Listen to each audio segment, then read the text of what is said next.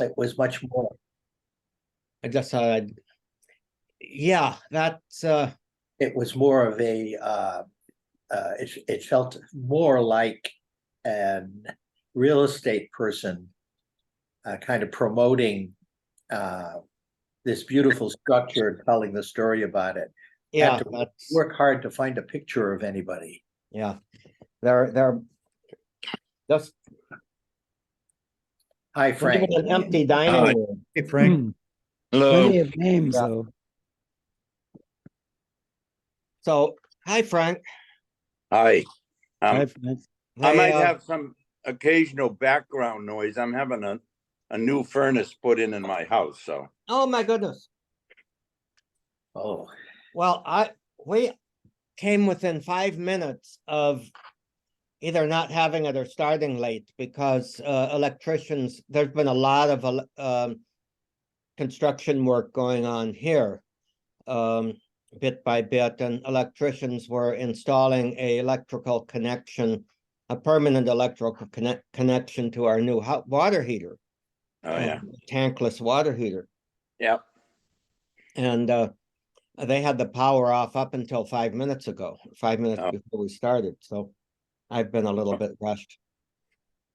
Your angel was looking after you. Well, in a number of ways, because I came down with COVID last week too. Oh, Oh, dear. And Karen has more severe symptoms, but it's nothing quite alarming.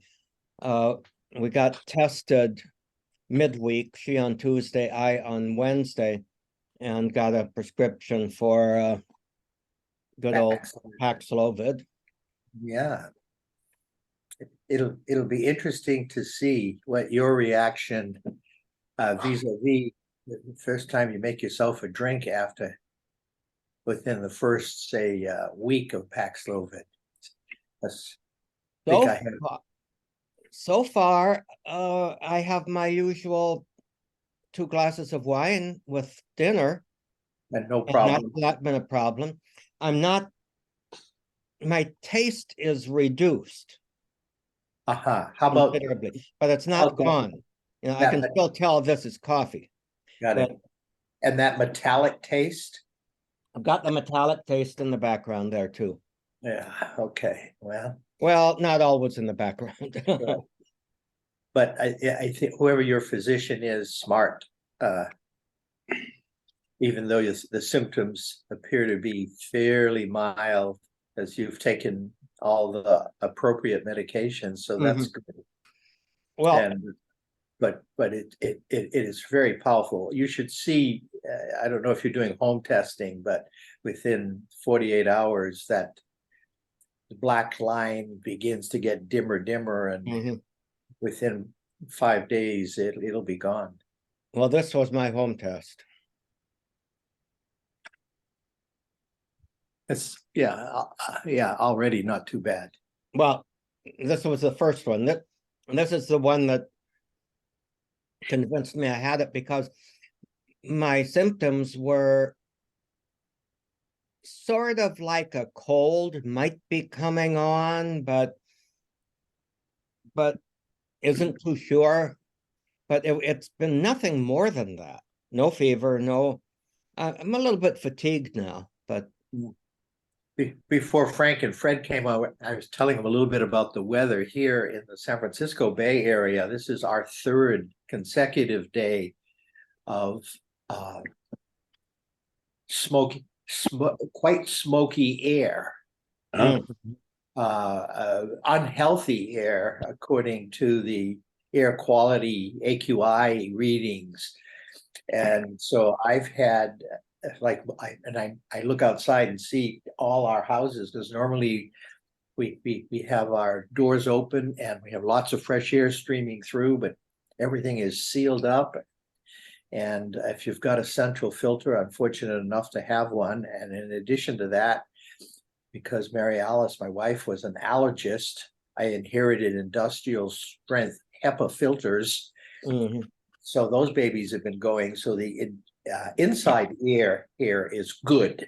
Mm. And But boy, outside and I checked again, hoping this morning, but the weather people said the winds are going to change. What's affecting us is the fires in Northern California and Southern Oregon, and there are 8 or 9 of them currently going. My goodness. And the wind air situation, which is unusual for this part of Central California, northerly winds just streaming south right along the coast. So that it's the opposite of what usually happens, and the interior isn't too bad smoke-wise. Bob's weather report over. One last notation, we're going to get, according to the weather people, our first rain up north in the area where this smoke is, and it's supposed to be up to 3 inches of rain. So this is one of these streams, and what a gift from the weather gods and out there to dampen those fires. And so, and also with that, the direction of the smoke is supposed to change. But How soon is that rain expected? it's expected up north Sunday into Monday. Well, if you can do anything to change the direction of the smoke to the west rather than the east, we'd appreciate it. Yeah, we understand, but there's something about the prevailing winds, as you know.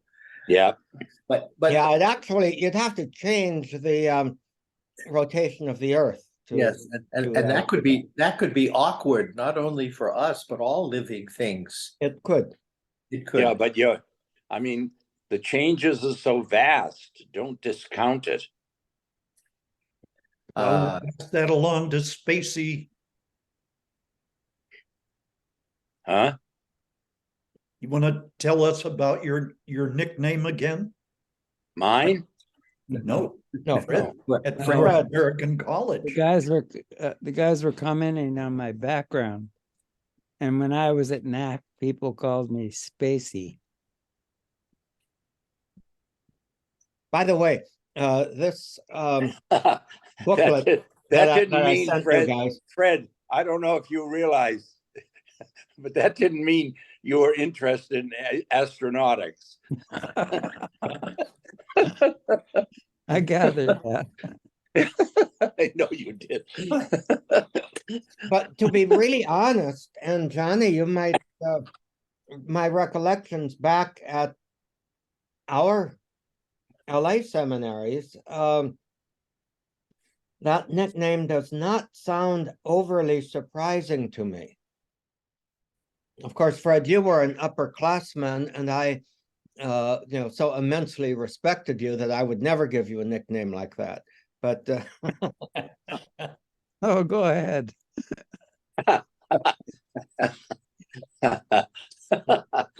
anyway, I have no idea where I picked this up.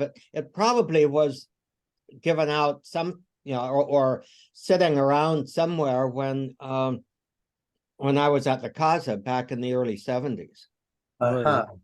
Yeah, because I noticed the publication date is around that time, I think. Yeah. in the There's no mid-60s. official publication date.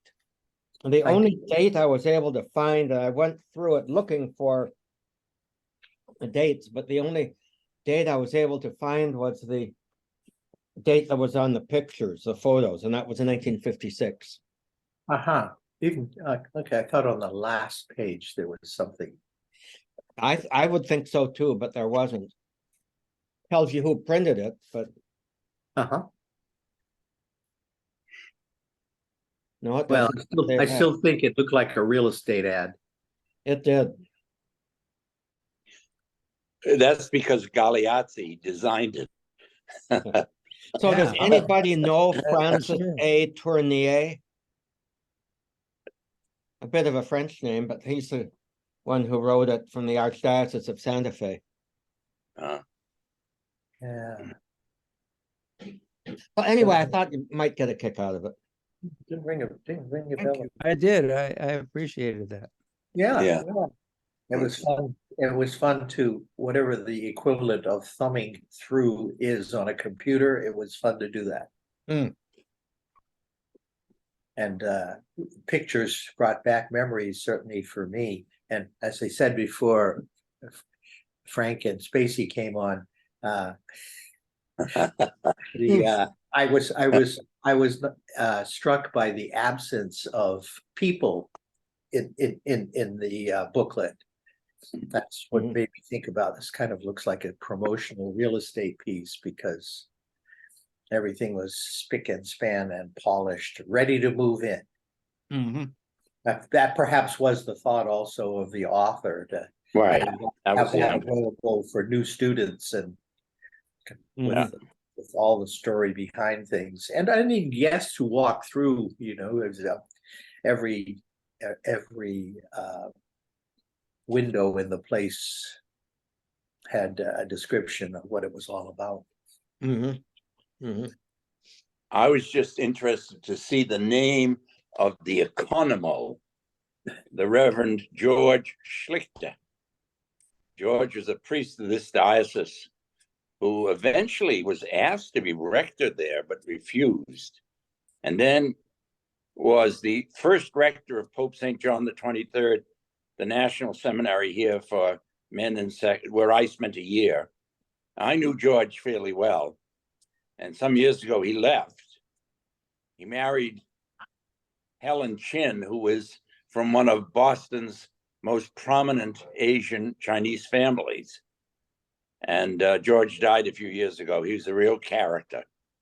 Ah, But he had all the marks of a comer, But- someone who was bound for all of that. And right. but And then he stood up to the whole deal and said, "No, I'm not going to do this." So Any children from that marriage, Frank? no, they were beyond childbearing years, I think, when he I left. see. Right, But Helen is still alive. She's in her 90s.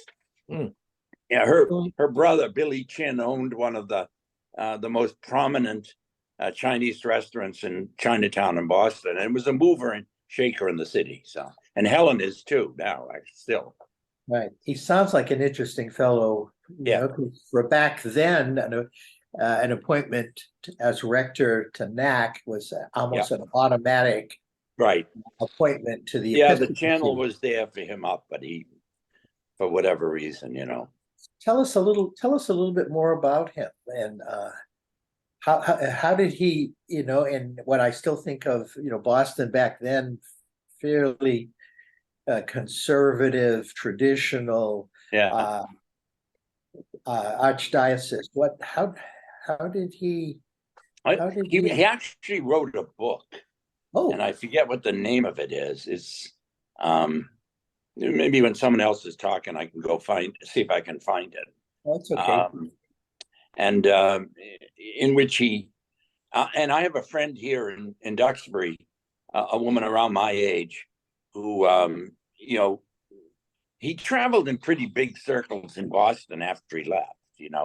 Her husband was one of the most prominent doctors in the city, and they socialized with Helen and George regularly, that kind of thing. So, but There's Bob. Hello. Hello, Bob. Bob. Nice Back to from see you. back from Texas. So you're home. Yeah, Yeah. catching up. Is Just that got good? here yesterday afternoon. did you help engineer the acquittal of Ken Paxton, the Attorney General? No, I left that to Chester. Chester took us up to Texas A&M, and we went to the Oh, museum in the library of George Bush, sure. the senior Yeah, George yeah. Bush. That Yeah, was a yeah. very, very good place. Yeah, we had a good Yeah. time. So Good. Chester sends his best to you. Thank you. Thanks. He's a great man. That he is.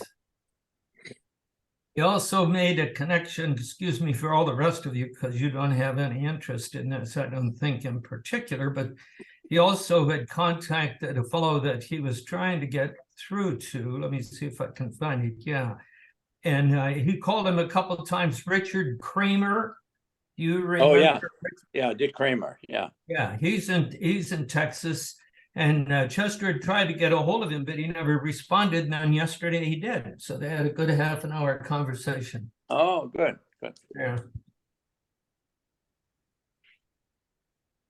He's doing well. He's out of the seminary now. He's living in a parish that has 5,000 members of the parish, and there's one priest, Oh, and he's Yeah. helping. Oh,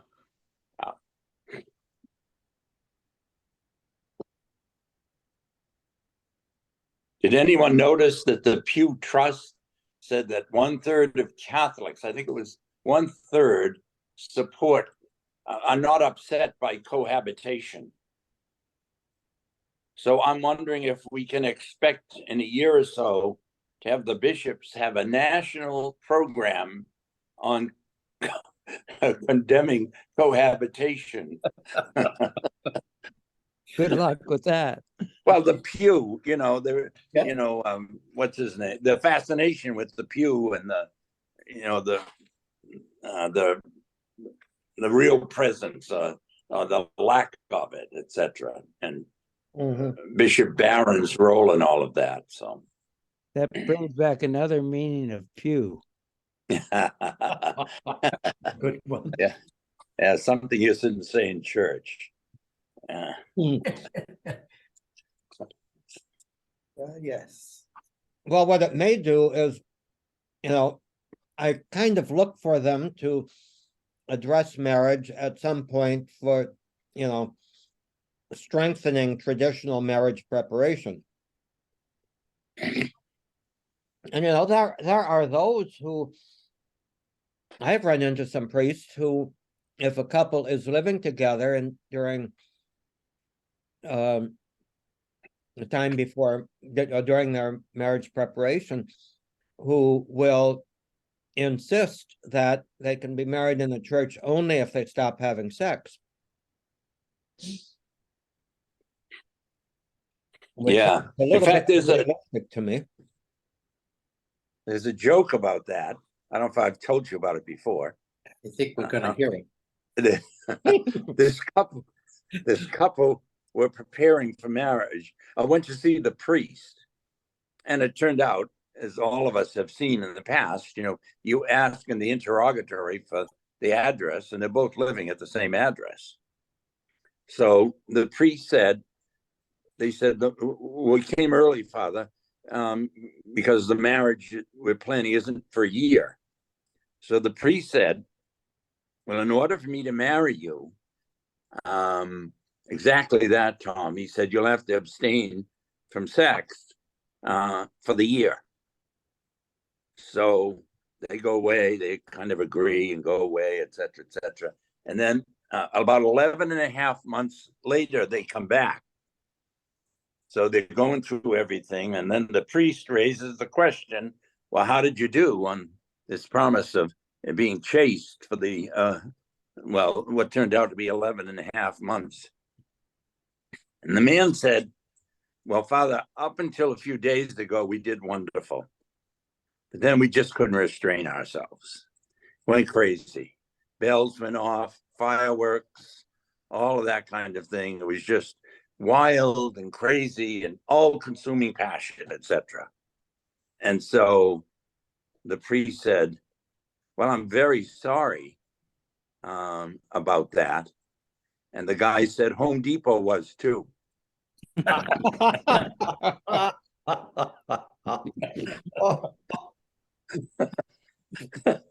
Good one, good one.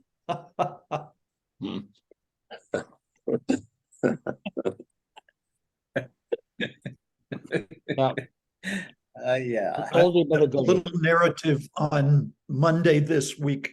My daughter Krista took me to a new CPA to do my taxes, referred by my attorney. And turns out he's Greek Orthodox, planning to go to the Holy Land. He's Greek, and so he's going to go to Greece and to Palestine. And he's had to put off his trip because of all the tension and violence there. And I asked, what's his opinion of Pope Francis? Oh, he said he's a communist. He's a damn communist.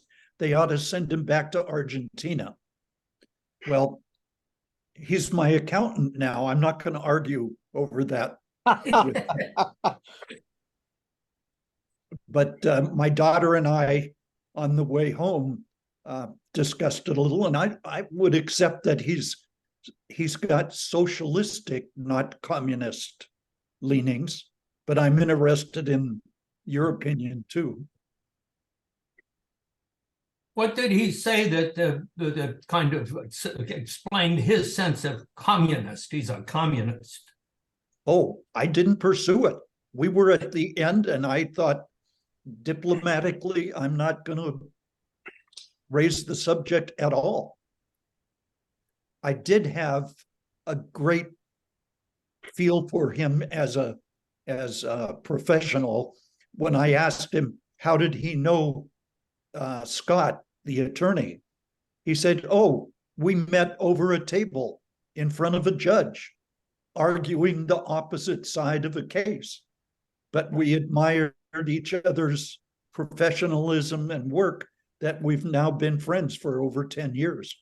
Nice. Says a lot to me. Yeah.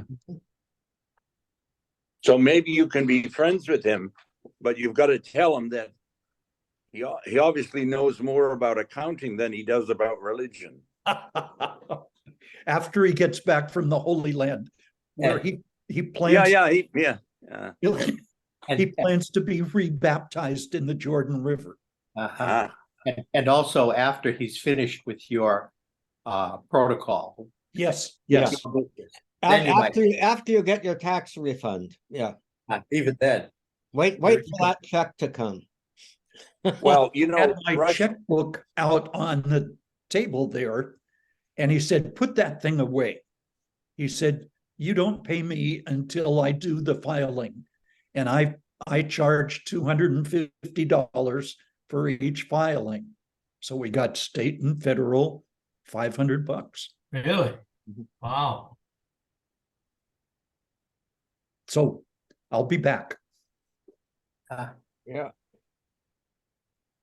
So our brother Tim is airstreaming this week. Yes. And They're at a tea plantation, didn't he say? right, yeah. Right. What is tea streaming? What's the tea part? Well, growing tea Oh, that you drink. I guess they've replaced tobacco plantations or in those parts. I remember when I first went to Turkey that apparently, Turkey was one of the world's biggest growers of tobacco. And they replaced a lot of it with tea and with, what was the other thing? Cotton.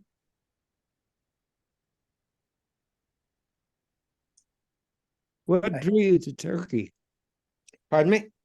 What drew you to Turkey?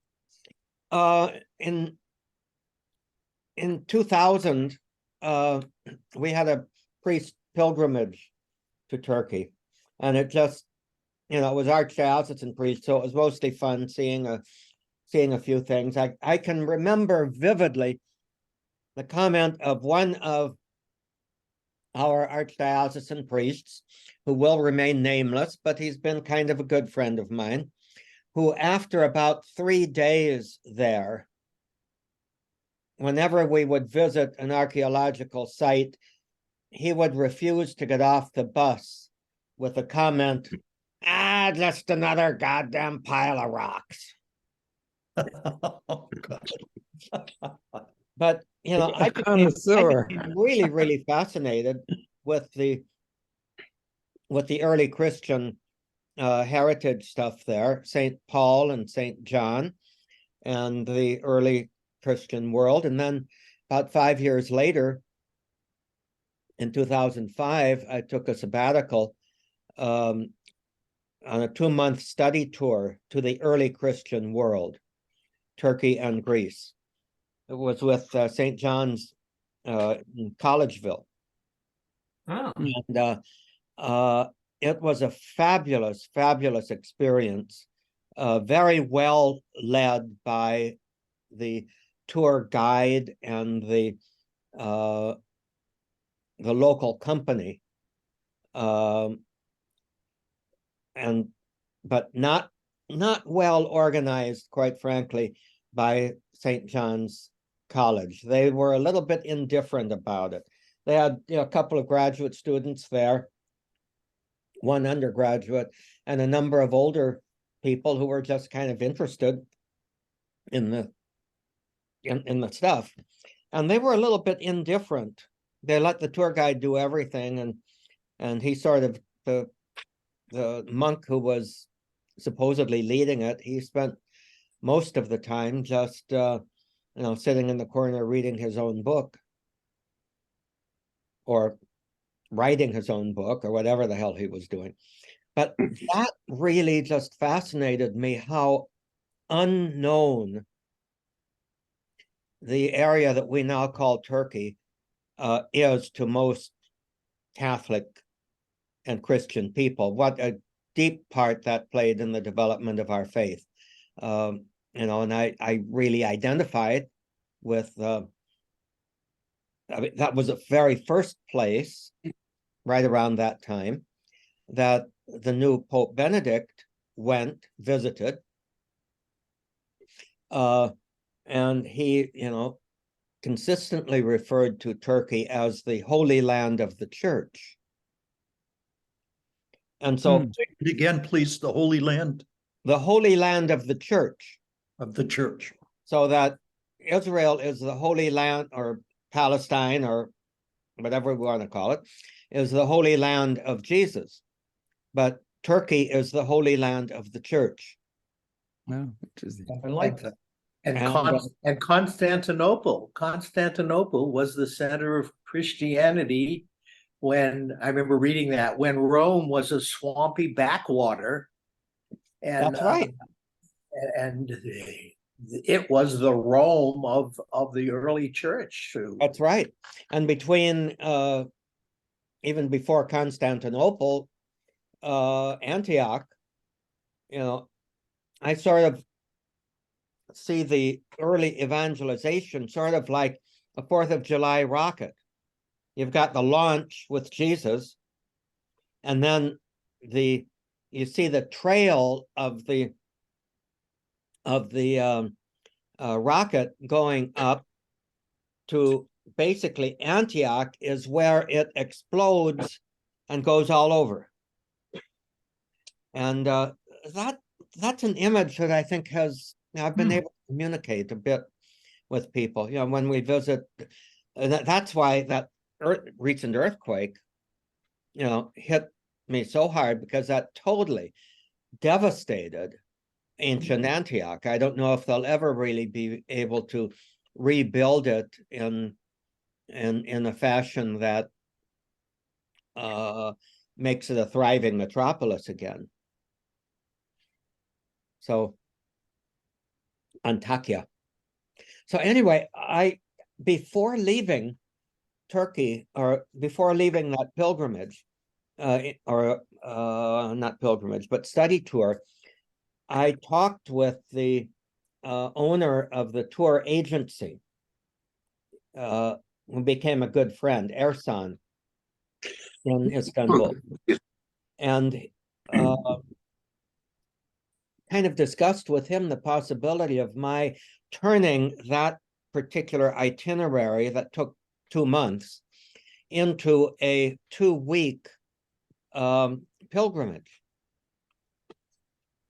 which I then put together along with him and led the next year, 2006.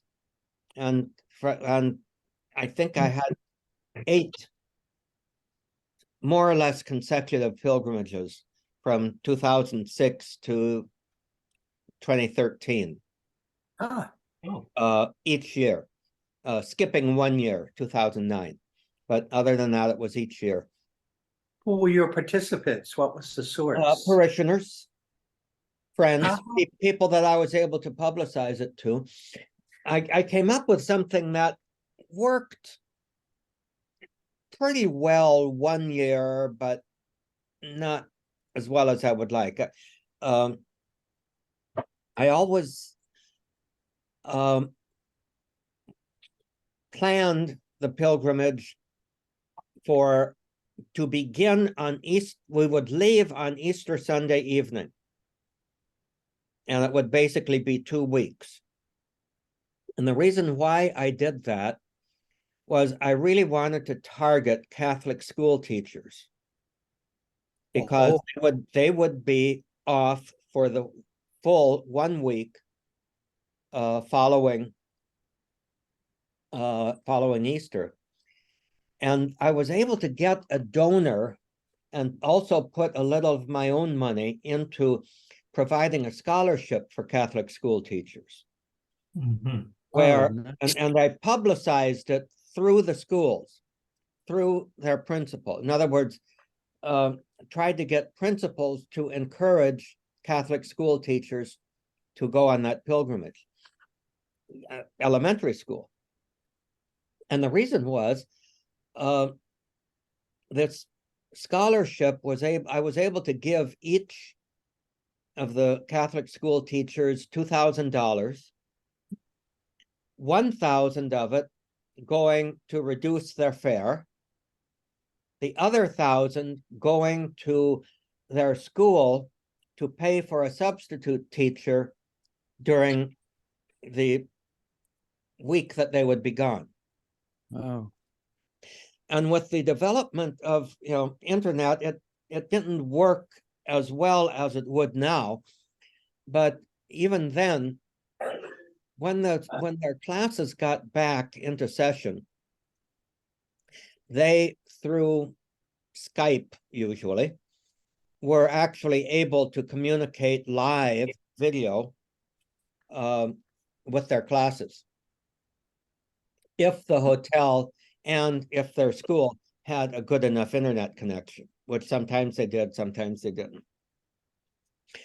The other thing that I encouraged and actually insisted with the Catholic school teachers was that in order to qualify for the scholarship, they had to prepare and submit to me a lesson plan for their students at their appropriate grade level based on the itinerary. So they actually had to prepare for the experience, and to prepare to share as a learning experience the pilgrimage with their students. And I've known you for a long time. I'm curious, did you critique those lesson plans? no, it was just, for me, it was enough that they did it. Got it. And I could talk with them during in part of the preparation and during the trip. I could talk with them about how how they were going, how the communication with their students was coming, and all of that. And some of them took it very, very seriously, and were in touch with their substitute teacher. They'd be on the first week of the pilgrimage during vacation. So they would have to be preparing their kids for it, say during Lent. And then and see if through their principal, perhaps, they could communicate with the classes after the substitute teacher got in. Now, so much depended, in fact, it was totally dependent on the buy-in of the principal. It takes a special kind of principal to say, this is something worthwhile to have the teacher miss a week of school. And some of them did. Some of them said, "You gotta be kidding." Sure. No way. Yeah. But so When was this, Tom? Roughly, what years? from 2006 to 2013. That's a long time. Mhm. Yeah, and of course it developed a bit. The right after Easter is the absolutely most beautiful time to go,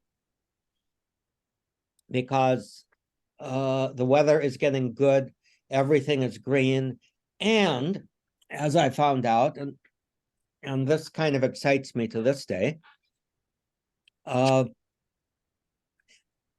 tulip season in Turkey, especially Istanbul, the entire city, and I think the entire country, but usually we were in Istanbul for this, blossoms with tulips. Oh, And of course, tulips have to be replanted every year. But in every town, every square, every median on the highways, parks, all over the place is just bursting with tulips. And, tulips originated, were actually brought to Europe through Turkey, through Anatolia. And then in Holland, there was a tulip blight some, a century or so ago.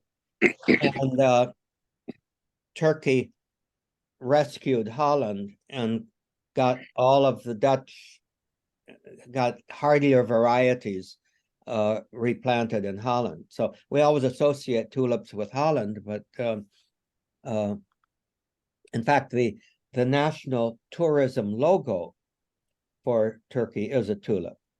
Right. And did you do what a lot of visitors to Istanbul do? At least I did. On the bridge, the international bridge, stand with one foot in Europe and the other foot in Asia. No, I never walked across that bridge. I was part of a group that, in fact, how they were able to stop and let us get out to be able to do that was Some do, yeah. something amazing, and was just the thought of it. But that also put in perspective for me how central Constantinople must have been and was in the early church. I mean, it was the link between Europe and Asia, and in some ways much better position than Rome ever was and has been. And it was absolutely amazing. And of course the Byzantine Empire, well, actually they regarded themselves as a continuation of the Roman Empire, which didn't fall until 1453. yeah. And what I find interesting is Moscow at that point always considered itself the third Rome. Mhm. So part of the difficulty between the Kirill, Patriarch of Moscow, Russian Orthodox, and Francis is that the Russian Orthodox patriarch basically considers himself the successor to the Patriarch of Constantinople, who considered himself the successor to the Patriarch of Rome. So there's a big historical factor in that clash too. Tom, I'm curious, did you have some principals who sent later other teachers from their schools, or was it just? There was one who did. Yeah. There was one who did. So, sometimes the teachers were very hard to convince too. Uh-huh. But I pretty much left that unless I knew the teacher personally, which I did know a few, but I have had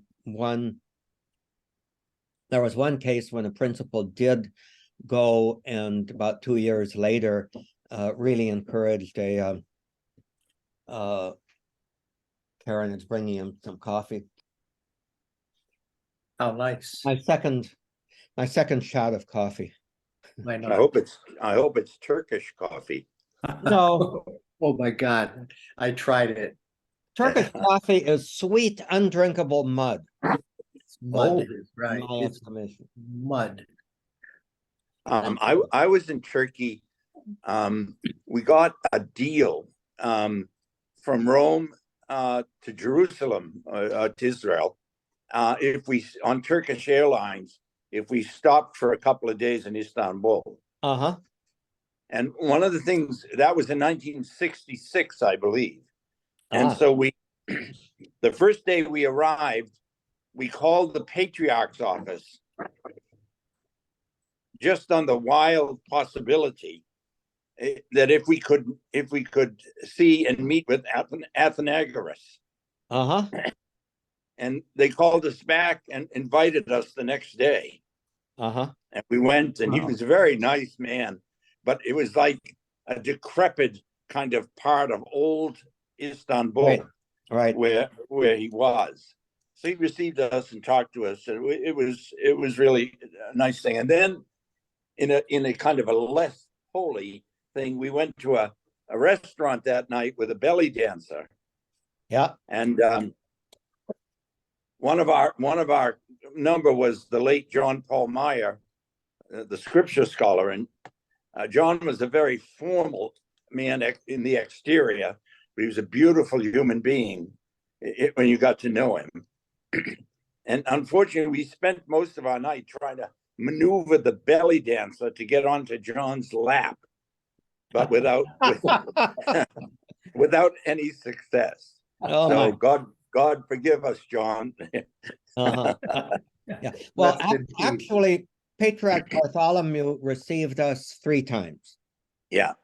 And he was always extremely, extremely gracious and extremely Yeah. interested in the members of the group. There's another group that I was with of diocesan priests where we managed to, in Ankara, see the papal nuncio or apostolic delegate or whatever. Lucia Bello was his name at that time. And he was so gracious, sort of like he was socially deprived and he didn't have a heck of a lot to do, and he really welcomed the group coming and had breakfast with us and all of that kind of stuff. The other, How many schools? Go ahead, Tom. I'm going to say the other really, really special thing, a couple of times we were able to get admission into the private apartment of Angelo Roncalli when he was the apostolic delegate there. The nuncio, yeah. The nuncio, whatever that is. And that was very, very special because they have it set up as a little museum with remnants of his time there. How many schools did you engage in that from your Los Angeles area? How many different schools? Over the course of things, 1, 2, 3, 4, 5, probably about 6, maybe 7. Uh-huh. And how big are the schools in Los Angeles nowadays? Usually 8 classrooms. Just 8. Yeah, there are a few that are still 16. A few 16 that are really doing quite well, but most of them are 8 and some of them are really struggling. Morning. Hi, Gary. Hey, look who showed up. Good morning. Hey, Morning. Speaking of world traveling and pilgrimages and chaplaincies and all of that, did anybody read the tattoo piece? The Yes, Yes. yes, Partway Yes. through. the Fascinating. priest who got the tattoo in Jerusalem. Yes. yeah. Yes. Any comments? Well, What is it? I was puzzled as to how he saw that one of the women there got the tattoo on her back.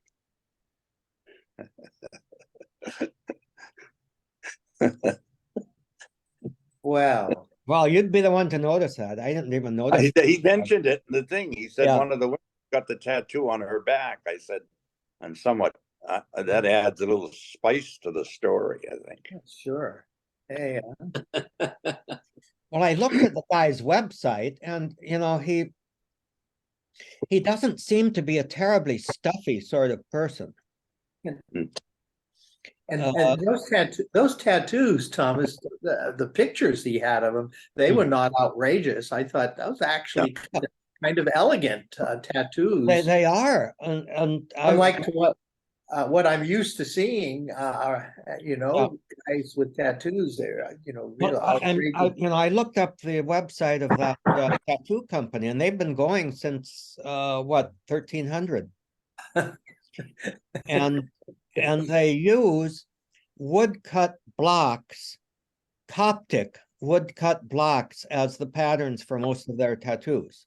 Wow. Many of their tattoos, and they are strongly Christian. Almost everything they do is a Christian symbol, and I guess it's become something of a. Has anybody run into that in your experiences of traveling to Jerusalem? Into what? That Tattoo? that tattoo company. Our Arab Christians. They're Arab Christians, yeah. And I guess they are quite a tourist attraction for Christian pilgrimages in Jerusalem. I never heard about it before. Yeah, Many I sent you the link to the company, and you can look at on the Yeah. map. They're just about a block from the Church of the Holy Sepulchre. It's a whole shift in culture in our country, in culture. You know, I never saw tattoos until I went on a cruise with my sister and family. We went to the to the Tahiti and the Marshall Islands and all that part of the world, and those like Samoa, all those.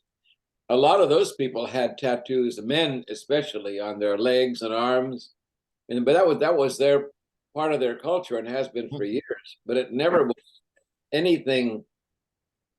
I mean, you barely see tattoos here, and now we all know this. Everyone has tattoos. I mean, and now it's the middle-aged people have tattoos. And so and a friend of mine who has I said, you've got new tattoos on your arm.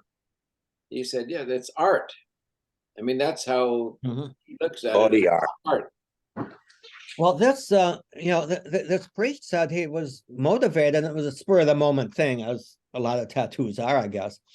But he was motivated because he wanted to be able to see these signs of Christ's death, the cross, Jerusalem cross, and resurrection, the triumphant Lamb, and his deceased brother, Kevin, whose name he put in Hebrew above the resurrection symbol, wanted to be able to see those when he lifted up Jesus in the elevation, which speaks again of the sort of spirituality and theology that we, in our critiques of the quote Eucharistic renewal, we critique as being somewhat limited just to the localized real presence. Yeah. But he didn't seem to be that concerned about showing the Eucharist to the people as elevating the host and being able to see these symbols while he was looking at Jesus. That was his motivation, which which I thought I thought half admirable and half, wait a minute. You're missing the fullness of the point there. Especially in as much as the rubrics for the Novus Ordo don't mention the word elevation. No. It's the Vetus Ordo. It Mhm, says show the Eucharist to the people. mhm. All right. I'm just amazed that you found it, Tom. Well, I am Say to too. myself, well, this guy must be on the internet all day. But he has a he's got a oh, what do they call them? Not, well, he's got a blog, and he also has a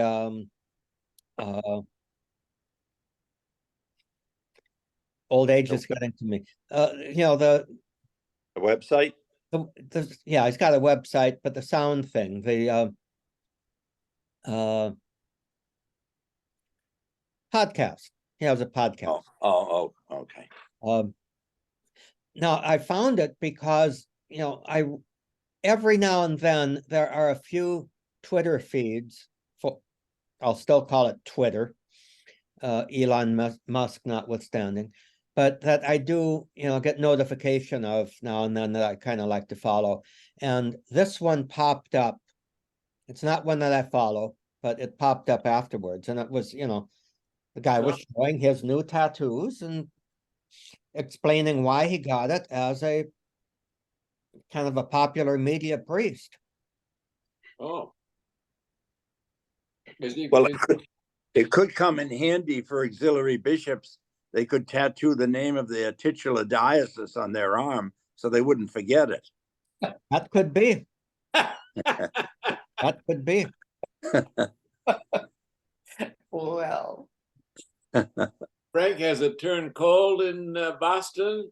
Yeah, it's a little bit, it's colder. It's like this morning it was in the 50s and it's about 69, 70 today. So Harry and I left just before the hurricane was coming north. Did New England experience much of the effect? No, not a little bit up north, like in Maine and Vermont a little bit, and somewhat into southern, Nova Scotia, but here in Massachusetts, very little. what about that rainstorm earlier in the week, Frank? The reason I'm asking is that I was born and grew up about 35 miles from Frank in north central Massachusetts in a town Right. called Leominster. Right, And it experienced incredible flooding. right. It had Oh. 11 inches of rain in 4.5 hours. Right. And the pictures my sister sent me Oh. of the river, she lives on something of a hillside in Leominster. Mhm. And the pictures she sent of the flooding at her home, the little patio deck in her backyard built into the hillside with steps going down had turned into a river, and Right. water had gathered at the base of those steps to literally knock in the door that went into it. Back there they're called cellars, but was rather a nice fully developed cellar, comfortable furniture, and she had 3.5 feet of water at the Right. entire basement area. And Diane basically said, as awful as it all was, it's been pumped out, it's drying. We had a dumpster's worth of cherished furniture that was very well loved from many years of raising kids and being together. And that was the worst of our loss. But she said, we had neighbors who lost their homes. Right. And so this was really unbelievable. I remember my initial reaction when my daughter Catherine, who lives in Hollywood, said, "Dad, have you heard anything about the flooding in Leominster?" And I kind of just wrote it off. I went, "Flooding in Leominster? Yeah. Leominster doesn't flood." And then a couple days later, she sent me a piece from the New York Times course, that's God's own newspaper, as you know, so that must be the truth. But the article had video access and pictures and stuff, and the amount of damage, a sinkhole in just outside the center of town that was Mhm. 15, 18 feet deep with houses Cars. on Cars in it. having collapsed in it, yeah, and millions upon millions of dollars of damage. And apparently it was a freak incident of a weather front that just stalled over this. You know, Leominster's about 25 square miles, and it just stalled over the town, and it did that in the Providence area, I understand, and one other area to the west. So there were like 3 cells that just froze in time, and for 5-6 hours, it was my brother, who is a retired policeman in the local Leominster Police Department, said, he said, in all my years living here and working through storms and stuff, I have never ever. He was playing tennis in an indoor bubble arena at the time that this storm started. And he sent me some videos of the water beginning to creep into the place. He said, needless to say, that was the end of our tennis. But he said the way the rain came down was something he had never, ever experienced. He just described it as a tropical downpour. When you think 11 inches of rain in 4.5 hours, it's like, it no matter where you live, it has nowhere to go. But and this wasn't apparently related to the tropical storm front, at least directly related. No, because it came in to the west. That storm never actually reached the coast. It went north up into New Hampshire and Maine. So it never, normally the storms come across the state of Massachusetts to the coast, but this was being driven north. And so it did damage in New Hampshire and Maine, and then kind of went out to sea up there. But the mayor of Anybody know how insurance companies cover this? Is it included, covered? Do you know? I don't know how they deal with that, but there's, as far as I know, people, it doesn't flood there. Why would you carry flood insurance? I'm not even sure it was offered. I don't think you can buy flood insurance away from the coast. Or in areas that are designated sort of like around here, Frank, as floodplain or flood prone. Right. But those are few and far between. So I'm sure my sister and brother-in-law did not have flood insurance. Leominster's a small city, and the mayor has been there, Mazzarella, Dean Mazzarella, I think is his name.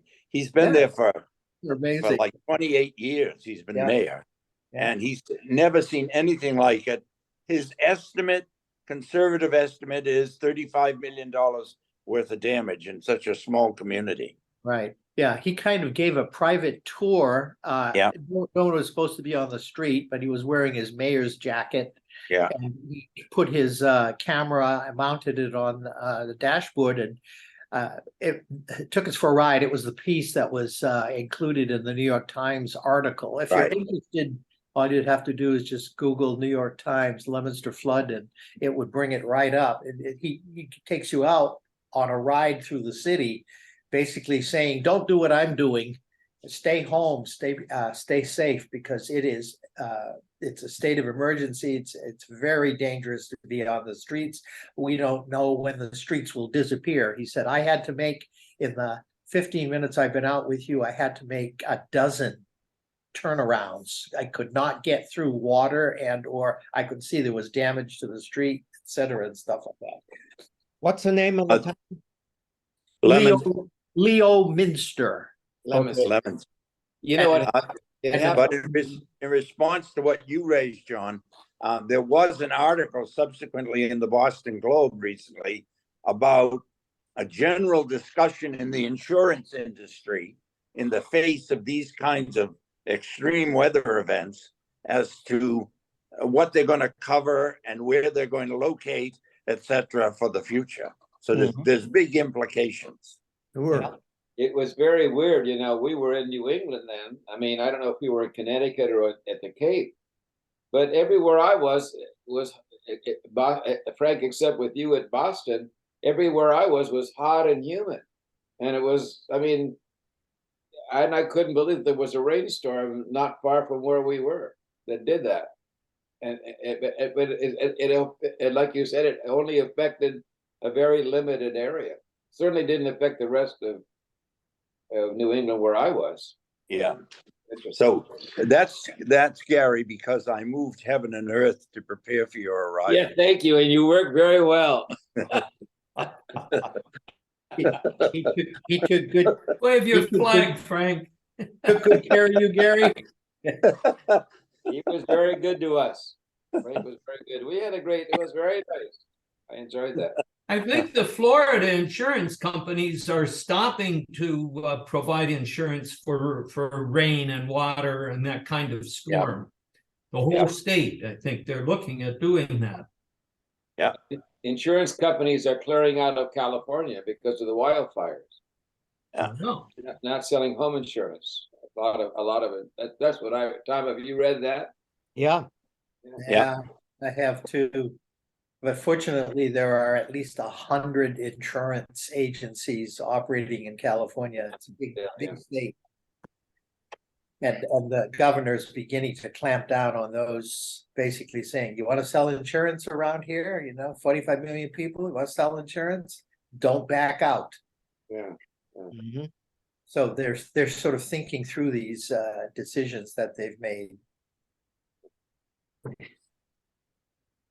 Tom, I did not read the article. I'm not ready. I'm sorry to be late, but this has been a very, very busy week for me. But so today I kind of slept in a little bit. But the article on Mitt, you said it's scary, Mitt Romney, and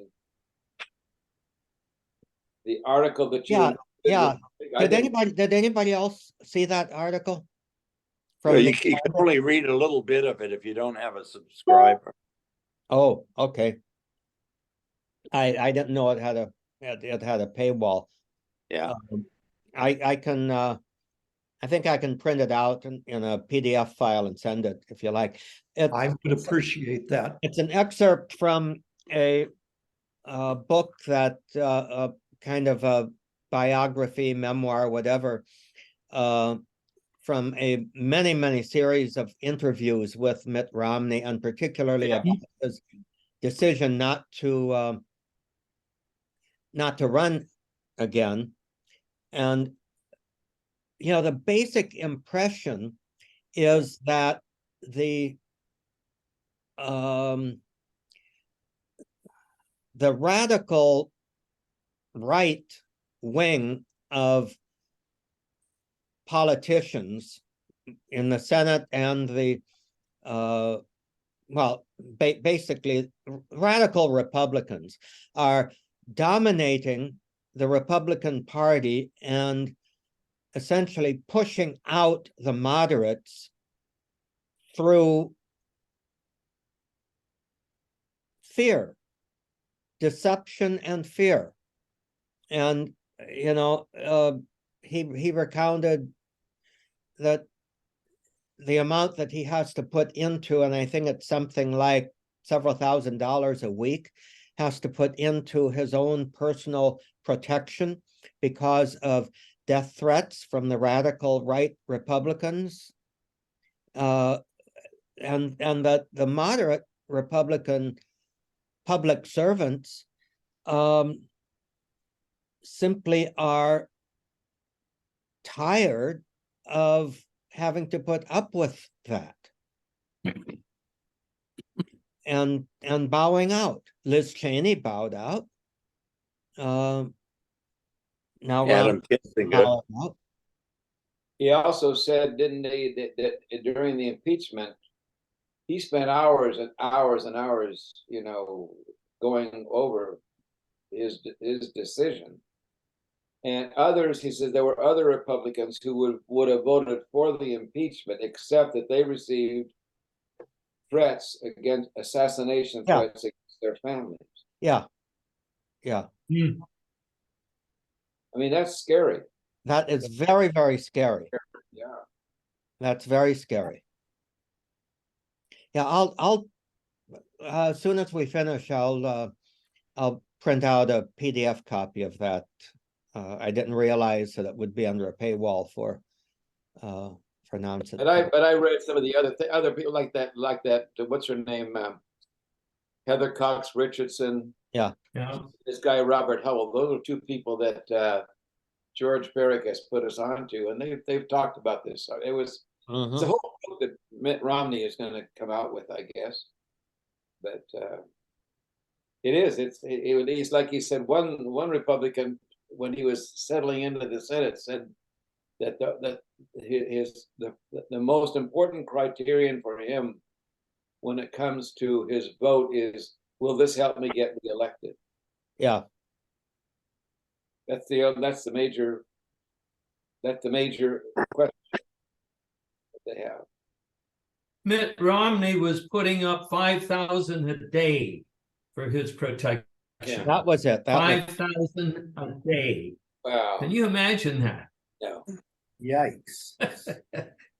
Oh, Well, Mitt Romney's an interesting profile, you know, because he was governor of Massachusetts, and he was seen, at least by the left and even the moderate left, as being some kind of a waffler and a expedience guy, because like during the presidential campaign, he virtually disowned the Massachusetts healthcare program that he put into place. Actually, He's the one who put it into place. Yeah. exactly, and it became the model for Obamacare. Yeah. So it was somewhat embarrassing, and he backed off those kind of things. So I think, in addition, it shows you how extreme it is for him, you know, to say the hell with it. I can't stand yeah. for this, to be expedient anymore, politically expedient, because the stakes are so high. Yeah. And I think he's acted admirably in the Senate. He has. Yeah. And he basically has no use for Mitch McConnell, who privately will say one thing and then publicly take the opposite extreme. Right. Well, Mitch McConnell gave that speech about the president at the end of the Impeachment. and then voted not to convict. If he'd voted to convict, Trump would be gone. So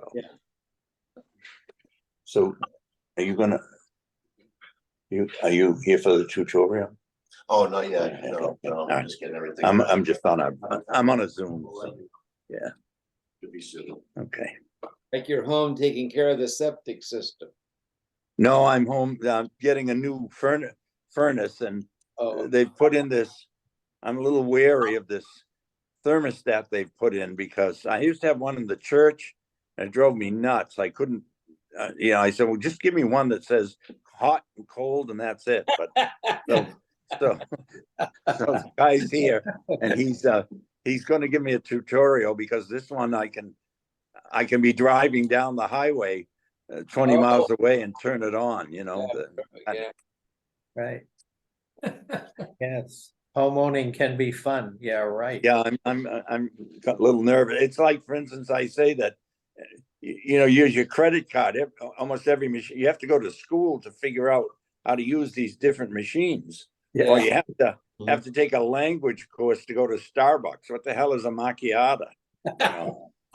And then to pay for it on the way out, which card, whether to flash the card, insert the card, or which card. Well, now wait a minute. You folks who have spent the best years of your life in Rome have to know what a macchiato is. Macchiato. I don't know what it is. Frank, I don't really know what it is. I know it's one of the little things they offer. Yeah, I don't know what it It's is. it's one of the things they offer, but it's not really it's not a genuine macchiato unless you say espresso macchiato. Oh, okay. Because basically it means that it's espresso, Yeah. a little stain of milk Yeah, stained. just a stain. Macchiato is stained, like Oh, immaculate.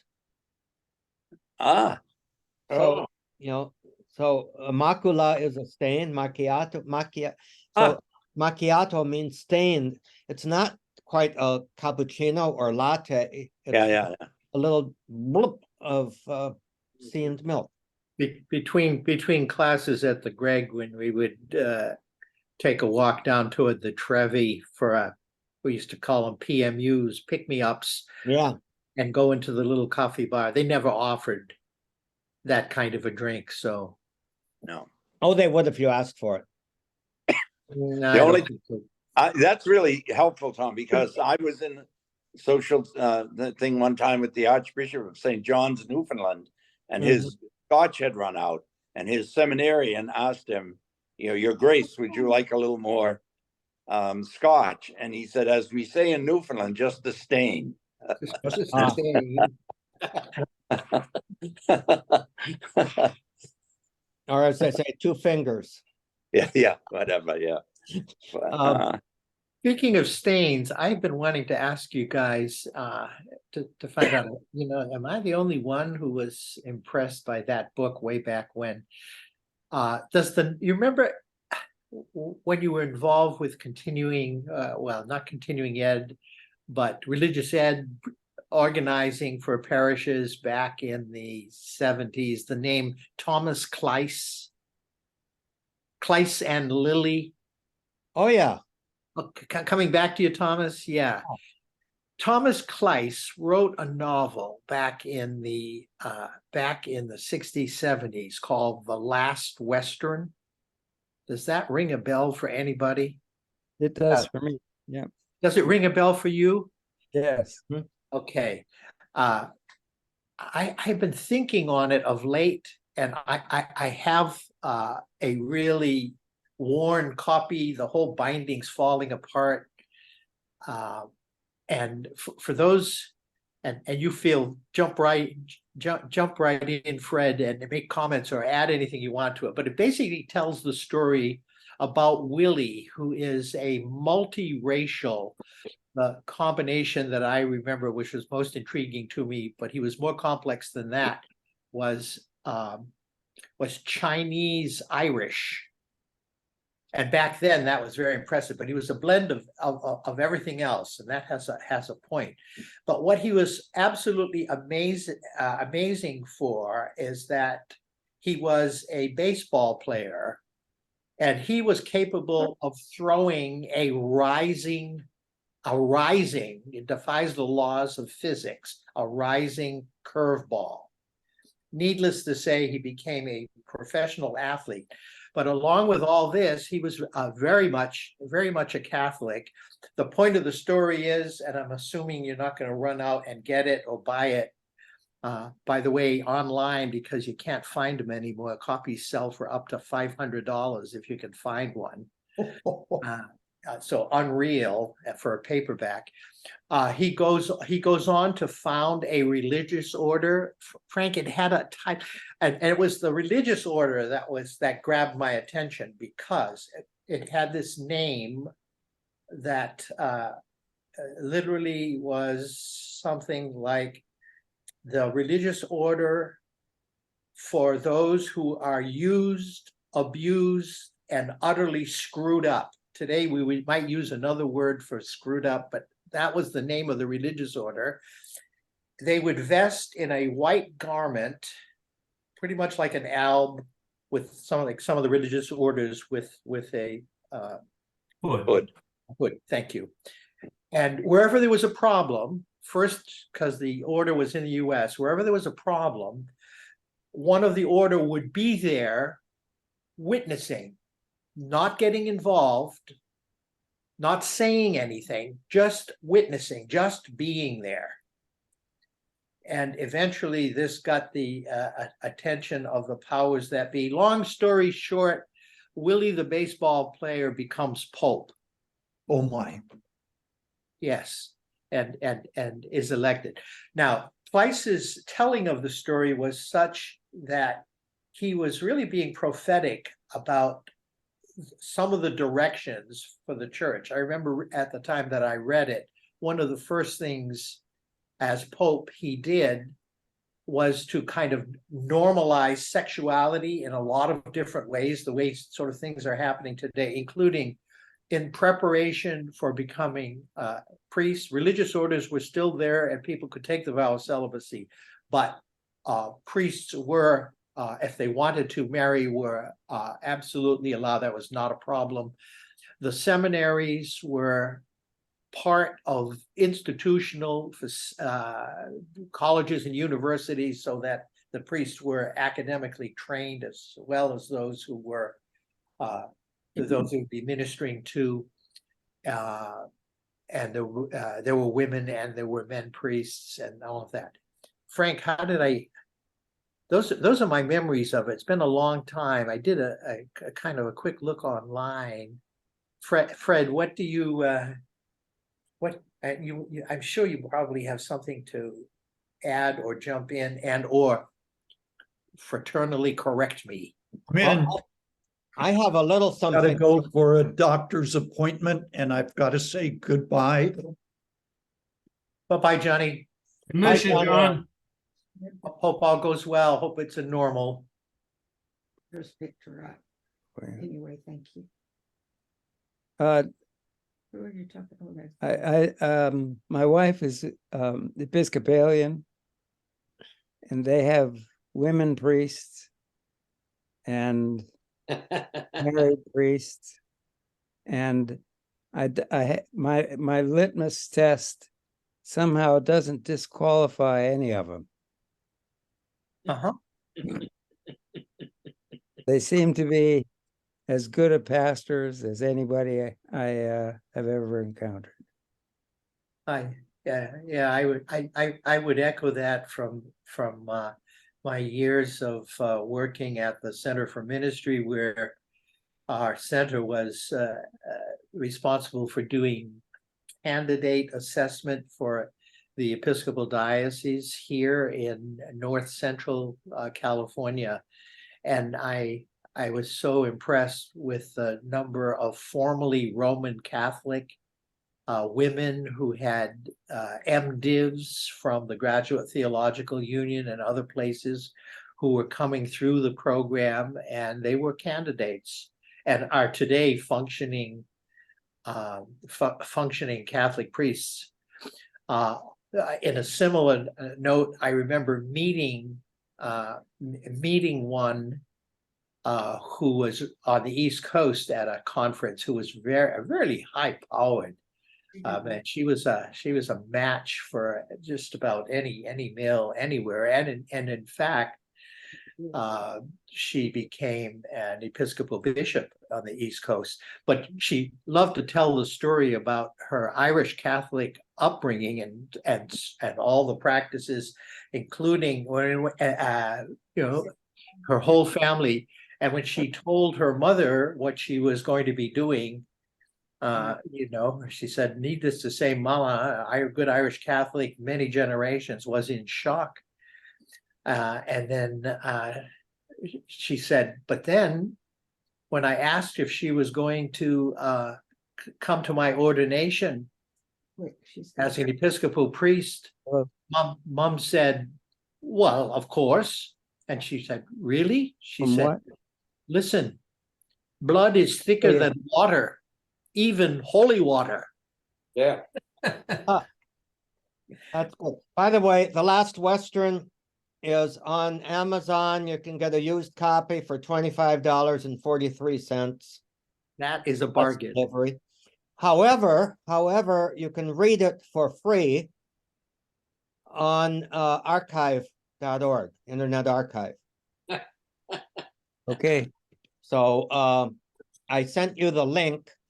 In my estimation, humble estimation, the archive.org reader, PDF reader, Isabel just got home. leaves a lot to be desired. Uh-huh. But you can still read it. You have to kind of rent it by the hour, but it's free. It's free. You borrow it by the hour, put it that way, but it's free. No, Fred is. He's So- writing down. Okay. Interesting, interesting. Yeah. What comes after 6:5?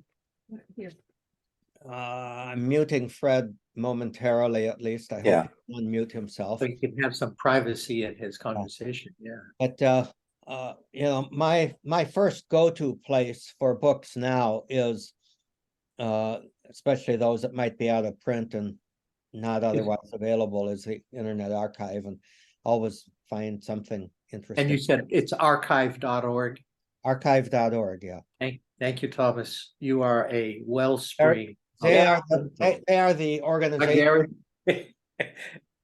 They're the organization that's being sued by book publishers, largely because they're behaving like a library. They must be doing something right, yeah. Yeah, yeah. So I support them. They're you know, they're a nonprofit, Right, so I send them $100 so right. There. Yeah, the partnership, Kleiss and Lilly film strips. Remember those old days? You get these little tiny film clips and Oh, you yeah. put them into a projector where some of the most progressive and well put together little film strips for teaching in those days, CCD, Confraternity of Christian Doctrine, kind of religious ed. Well, I noticed that the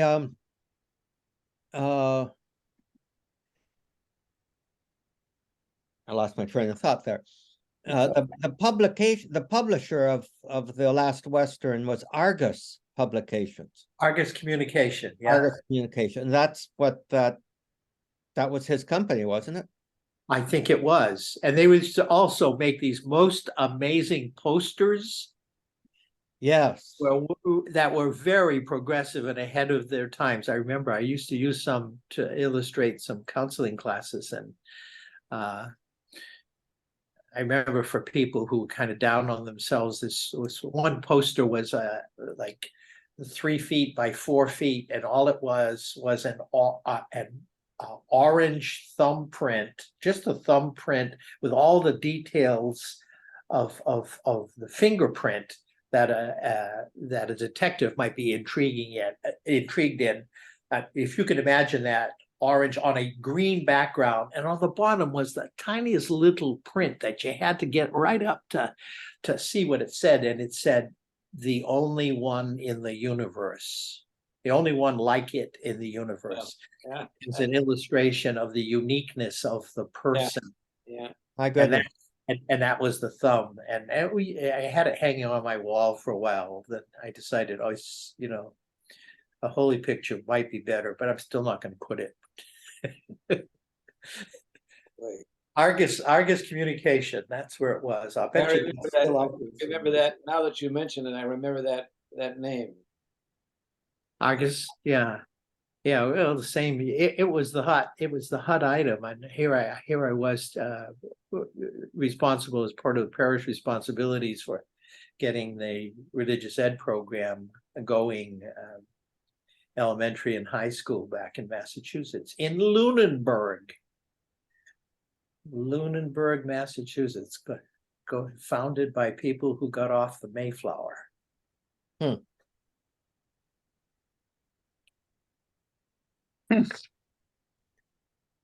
I see on eBay, they have an Argus Communications ocean sunset poster, vintage 1980s, for $17. Canadian $17. What does it say? We cannot discover new oceans unless we have the courage to lose sight of the shore.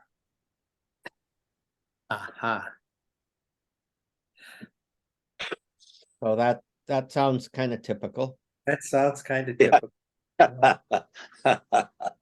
You just decided for all of us that we're not gonna buy it. Well, remember, it's Canadian dollars, so big Yeah, discount. even so, don't. Take a third off. Word. Hey, Frank, take a third off. That's a bargain. That's Speaking why of about approximately $10. Oh, no, Yeah. approximately $10 $12.59 in US. America. Yeah. See that? What a bargain. Speaking of Canada and the Dutch and tulips, every year in Ottawa, they have a tulip festival, and it's beautiful. I didn't see the one in Istanbul when I was there, but it at least conceptually reminds me it must be something very similar. Yeah. And the origin of it is that during the Second World War, the Dutch queen, the Dutch sovereign, took refuge in Canada. And she was pregnant. And in order to ascend to the Dutch throne, the Constitution requires that you be born in the Netherlands. And so that wasn't going to happen because they're, on refuge from the Nazis. So the government of Canada declared the maternity ward sovereign Dutch territory. And the baby was born and therefore acceded to the throne. And every year, in thanks, the Dutch government sends these huge amount of tulips to Ottawa for a display. I spent an academic year in Ottawa, Frank, Yeah. and colleagues, and I can remember walking along the canals. A lot of people don't know that Ottawa is a city of canals. It's Right.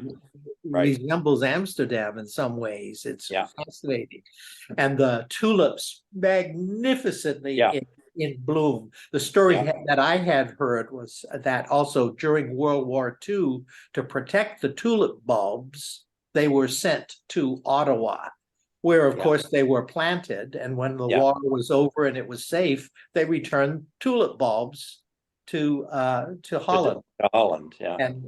And so the other thing I remember now gone was that it really got cold in the winter time, and winter seemed to start like the end of September, and day after day a minus 20 degrees was not unheard of in January, February, which meant you could go and skate the canals of the city. What's the main canal called? The Riviera Canal? The Rideau. Yeah, the Rideau Canal, yeah. And it goes right through the middle of the city. You can skate on it. Right through the middle of the by city. the House of Parliament, yeah. Yeah, by the chateau, right downtown in the Houses of Parliament, right through the middle. Along Daly Street. I don't remember the street, but that's a good. Well, name. I do. For obvious reason, I do. That's a good name. You remember that one, huh? I'm sorry it's obscure to you, Bob.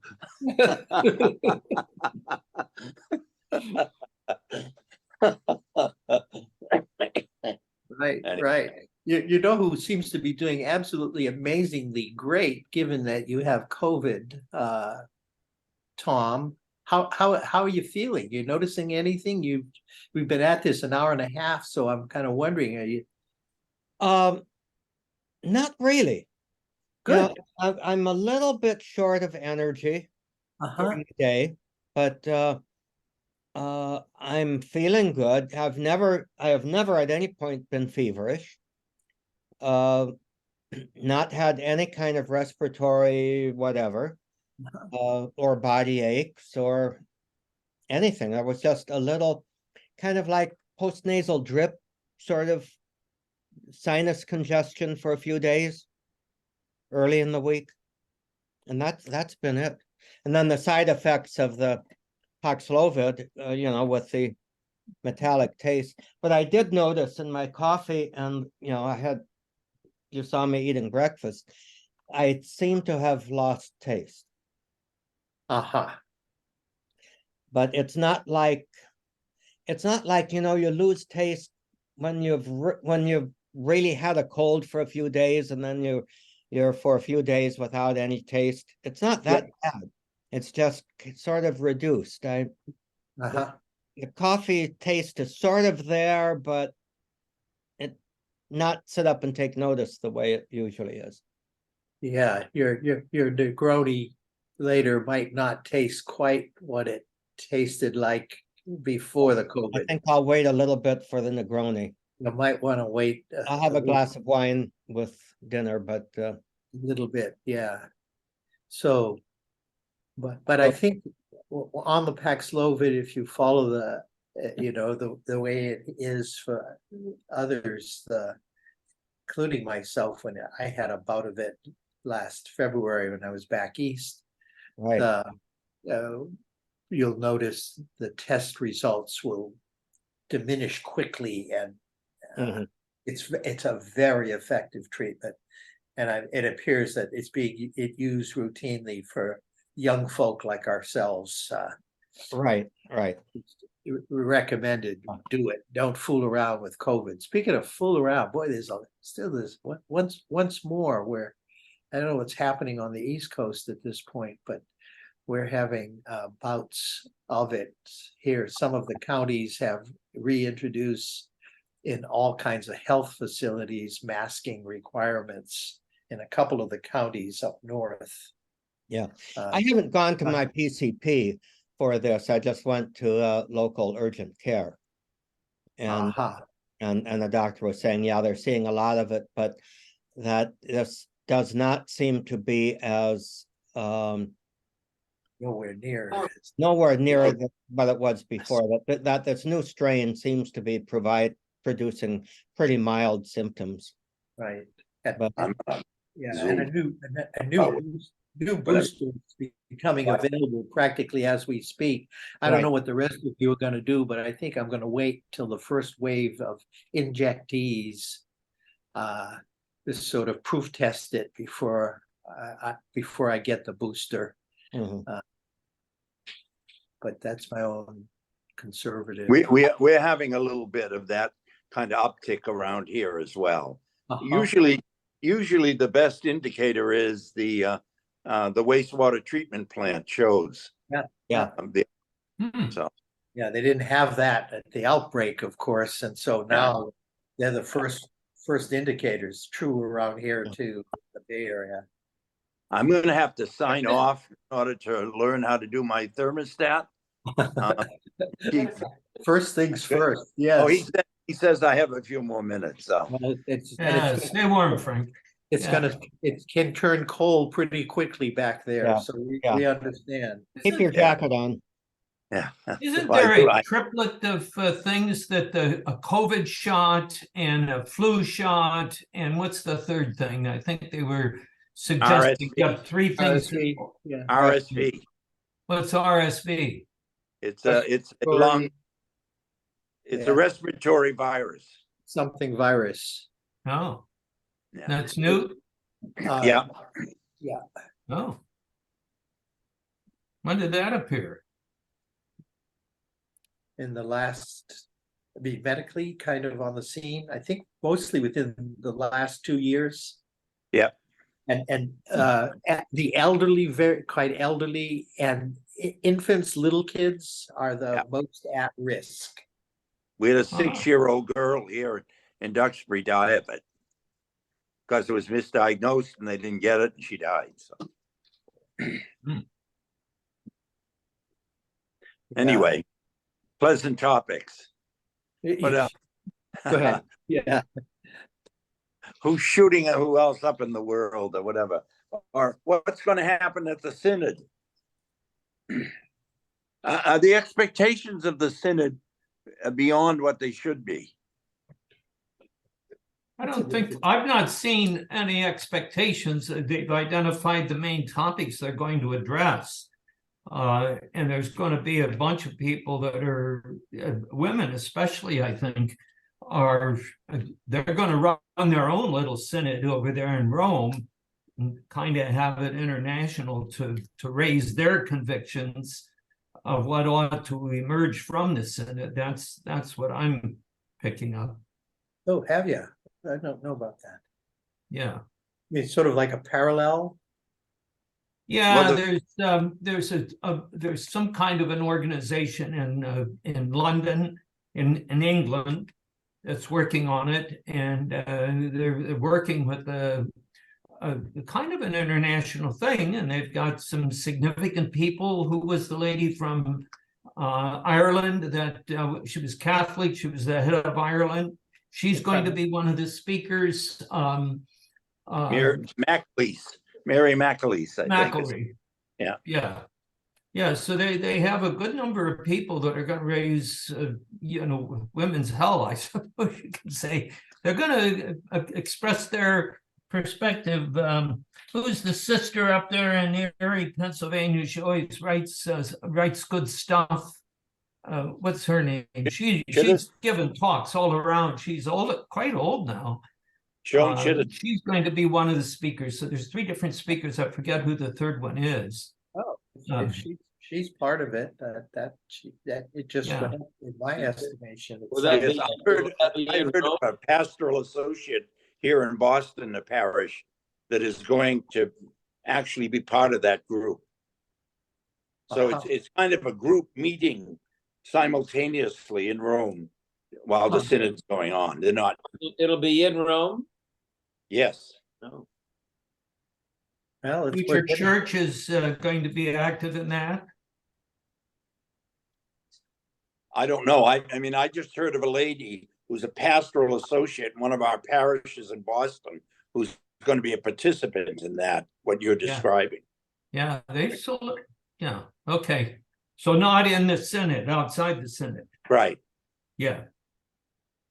Yeah, I think it's going to be very interesting myself. I think good things will come out of it. I like the way that Francis, lets the conversation emerge, and then he'll draw his own conclusions. And sometimes he very much approves it, and other times he says they didn't really get it together yet. Yeah. So I think it's a 2-year process. What will emerge from this is not going to be the end. I think Right. it'll have some things that will get more attention as we move into next year. Right. And then in 2025, it's what do they call one of those historic years, every 25 years or whatever. A jubilee. First one since A 2000. jubilee. Yeah, They're something like that. I think it's going to be sort of exciting. Yeah, there was a recent article in the NCR with a title like, "Are the expectations for the synod too much? Do people have true, I sort of think of it as the lay version of the equivalent of the ecumenical council of, 70 years ago.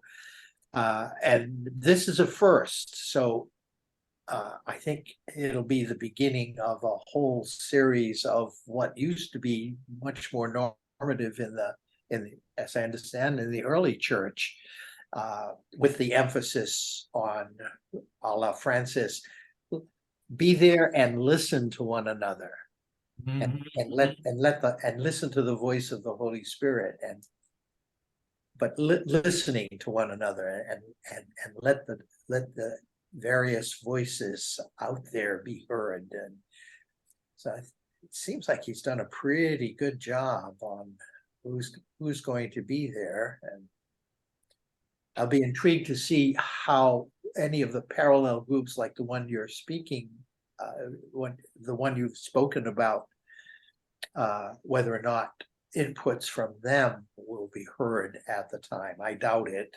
because I think they'll follow their own formats. But it's an exciting time. I think an interesting time. Yeah, they've made a point, I think, that they want to keep with the conversation that's going to unfold in the synod.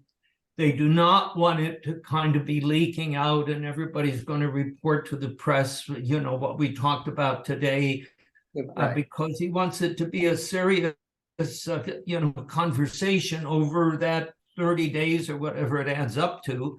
Right. Before people, this, and then that becomes very public and everybody thinks that's the real argument and so forth. So I think it's going to be very interesting. Right. It'll be fun to watch and see if the equivalent of an Xavier Rinn emerges from his family. famous I'll be Xavier. He looking. finally came out, didn't he? Yeah. I'll be looking for the daily briefing coming up Yeah. for the equivalent. It's more likely to be Anna Marie Lynn No, that, yeah, amen. rather than Xavier Lynn. Yeah, good point. Good point, Frank. That would be wonderful. Frank, what's the next step when the synod is done? What happens after that for the next year? Well, there's a second session. It's a 2-session process. Right. What happens between the two of those? I don't know. I don't know.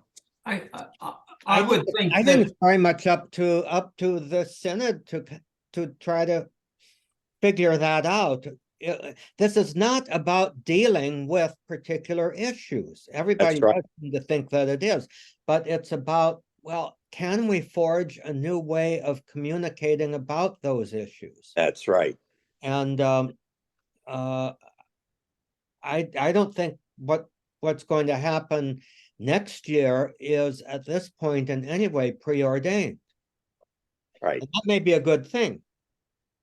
Yeah, Francis has called it the style of God. And I think style is a very important word in the Synod.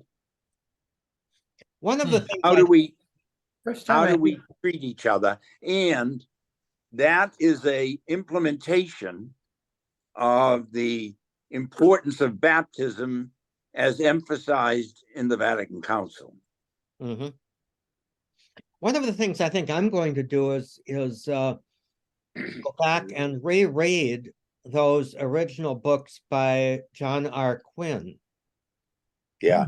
Archbishop Quinn, who really before, back in the days of John Paul II, tried to plant the seeds of synodality as being the direction that the church needs to go to fill our sails with the wind of the Spirit. And one of the first things that Francis did was to write Quinn handwritten letter of appreciation for those books. Yes, I can view this right now. Which were completely ignored by Pope by John Paul II and Benedict. You've got it, Frank? One of them? No, this is the book that I mentioned that was written by George Schlichte, who was the economo and then the man who left and married. It's called the Politics in the Purple Kingdom, the Derailment to Vatican II. Huh. Oh my. A fascinating tale of internecine bureaucracy. One can learn the dynamics of a powerful international organization and spot the ongoing cover-ups. Where'd you get I that think one? you should give us a report on that next meeting, Frank. All right. What's his last name? Schlichte? I love this Life in the Purple Kingdom. It is a great, yeah. What, spell his last name for us, Frank? Schlichte.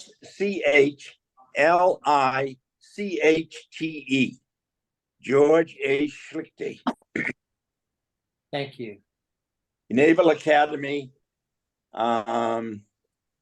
Seminary Administrator, North American College Rector, Doctorate in Business Administration, retired. He teaches one course in economics at Cambridge College in Cambridge, Mass. So that's what he did. Okay. Yeah. Yeah. That'll be interesting. There's another thing that strikes me might be worth our looking at is National Catholic reporter Tom Robert, I think his name, or Yeah. Roberts. He used to be and he's doing a 5-part series on what's happening with priests in the United States and the great decline in the number of priests that are around. And he has some very interesting things to say about that. I've just read 2 of his things. I think he maybe has 3 or 4 out at this point, but it's a 5-part thing. Right. I think that would make a very interesting conversation for us to have amongst ourselves. Yeah. Yeah, you've been into that, Bob.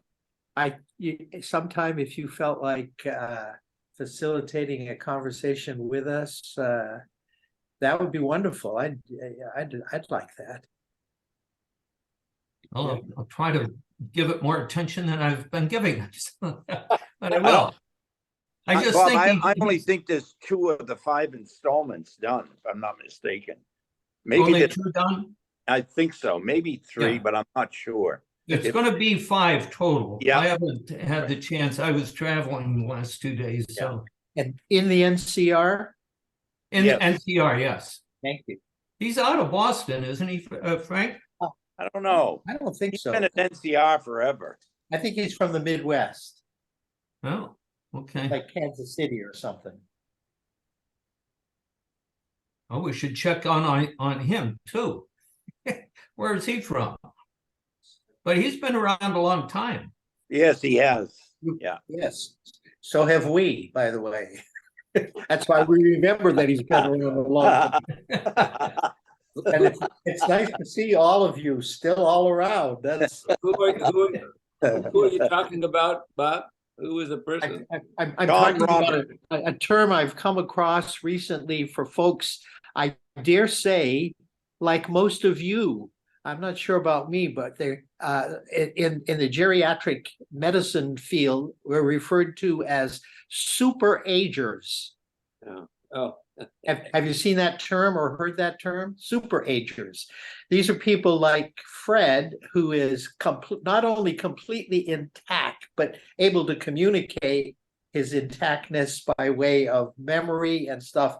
Unlike people sometimes in their 40s, 50s, and 60s, and who also is, able to move around, in a sense, embody the brains and the intactness. It's being referred to as the super aging process, but it has certainly a mental, intellectual dimension too. But there's also a whole physical component attached to it, that you're able to be mobile enough to, get around and have conversations. You guys are all in our 80s are pretty good representatives of that, and we're not alone. There are quite a few of us out there, which is pretty nice. Reminds me of super adulta. Remember that expression? No. Super adulta? I can recall in some canonical context, that a parish priest's live-in housekeeper had to be a super adulta to avoid scandal. In other words, an elderly woman. An elderly, a super, and not have that expression. Super. Okay, right. Whatever happened to all that? Yeah. but it's what, someone beyond the age of sexual attraction? Supposedly. Well, she'd have to be dead to be that. Uh-huh.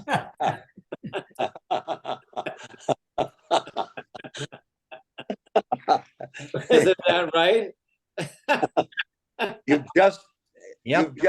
You've just identified another characteristic of the super agers, Gary. Good going, Gary. I remember in the very first parish, the parish priest, I was relatively newly ordained within a few months, and somehow the conversation, as he was a former high school principal and teacher, but turned to sex, and he referred to the lower portions, literally to the penis, sort of like at one point in the conversation saying, "And Bob, be careful," because the important thing to know is that it dies 15 minutes after you do. You do. Exactly. Which was sort of at that time, and I suspect for these days, pretty much the same thing. So, Well, that's very lofty. Our conversation has turned lofty. I thought you were gonna say sorsum corda. Yeah. but who was the Well, guy? I do have to say that a course of hormone treatments and radiation for recurrence of prostate cancer pretty effectively handled that. Yeah, Right. right. I would think so, yeah. For for the first time in my life. Well, that's sort of a radical, that's sort of a radical approach to dealing with Yes. that. I think I'd Yeah. rather have the Temptations. As a fellow traveler there, Tom, amen to what you just said. Oh, okay. Having had prostate True. surgery, pretty Pete. much takes care of that. Although It's a damn pandemic. I remembered a number sort of like if you're alive, 16% of males are gonna get prostate cancer at That's some right. point in their life journey. But I think the number is probably higher, and It is. Oh, Even though the death rate is relatively low. they have done a pretty good job. Although I recently had a friend and colleague who died of it, and I'm Yeah. currently part of a support network of a dear colleague who Yeah. it thought it was believed to have been managed, but in fact it did break through. It got into the lymphatic system, and he's dealing with end of life issues over the next year and a half or so, and he's dealing with it amazingly well. I don't know, are there supporting folk out there as part of that network long term? Folks There definitely are. There's a prostate cancer foundation too that I contribute to, but I've never felt the need for a support network myself. Yeah. I had it and had recurrence and been treated for both. So Right. But sadly, there are some very aggressive forms of prostate cancer. I think Bob Jabro died of. Yeah, I'm gonna say aggressive. we had a classmate who died of prostate cancer, and he was in his 70s, and that would be quite a number of years ago now. Jack Steger, my spiritual director, his Jesuit older brother died about, I don't know, somewhere around 7 or 8 years ago, maybe more. He was a rather noted astronomer for the Vatican Observatory. Bill Steger. I don't know about you guys right here, but I have found the ultra PSA monitoring. I suspect you also are doing that through usually a medical center or as part of some. I gotta go. Okay. Take care, Frank. Yeah, Frank. All right. Bye-bye, Frank. Bye-bye, Frank. For us all to go, I'm gonna check out too, so, Stay warm. yeah. What are you The saying time about is the coming. ultra PSA monitoring? I'm sorry.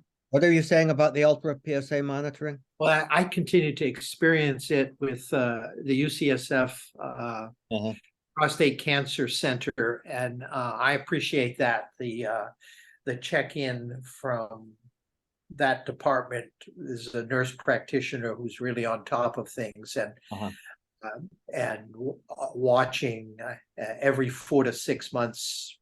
I had surgery in 2011, but I have continued to be monitored pretty carefully since then, and no particular problems. But the thing that blows me away is during that period of time, the number of friends and colleagues, a number of whom have now gone home to God because of breakthroughs, and why that happens in some situations despite relatively careful monitoring. So I'm sort of biased against not relatively careful, but careful continuing indefinitely, which they do at UCSF as part of their research protocols and stuff. So I've discovered that makes a difference. Yeah, my oncologist is doing that also. This is good. I guess it's that way of saying, don't fool around with it, guys. If you have been diagnosed and you've had treatment, insist on monitoring Not the end of it, yeah. monitoring with the Ultra PSA. Well, shall we call it a day? Thank you. Yeah, nice. Sounds good. See you So, next God week. I bless you hope. all. Only God bless. call it a day with regard to our meeting together. Don't call it a day just yet. No, Yeah. Well, that's Good. because you're on the West Coast. And that's it. Oh, no, I also mean it metaphorically. So fare thee well, brothers, and the day is still young. it is. Um, Good to be with you.